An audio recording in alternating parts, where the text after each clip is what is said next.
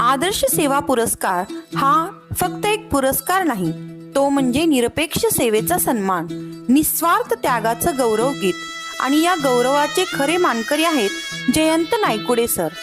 2004 पासून वारी मार्गावर वारकऱ्यांची चरण सेवा, तेलाने मालिश, औषध वितरण, आरोग्य शिबिर ही अखंड सेवा आजही अविरत सुरू आहे.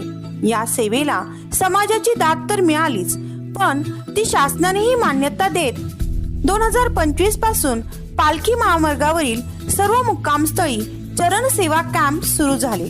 कोरोनाच्या कठीण काळात जेव्हा संपूर्ण जग ठप्प झालं होतं, तेव्हा या संस्थेच्या विद्यार्थिनी घराघरात जाऊन लोकांचा सर्वे करत होत्या. दुसऱ्या लॉकडाऊनच्या काळात इंदापूर, पंढरपूर, नातेपुते, अकलूज या मोठ्या शहरात नर्सिंगची सेवा त्यांनी कोविड रुग्णालयामध्ये दिली. स्वतःच्या जीवाची पर्वा न करता दिलेली ती सेवा आजही अनेकांच्या डोळ्यात पाणी आणते. आणि या कार्यामागे उभा आहे नायकुडे सरांचं न थकणारं समाजभान. नर्सिंग शिक्षणातून गरीब, आदिवासी, नक्षलग्रस्त भागातील मुलींना प्रशिक्षण देऊन त्यांना स्वावलंबी बनवण्याचा ध्यास ही त्यांची खरी जीवन यात्रा आहे.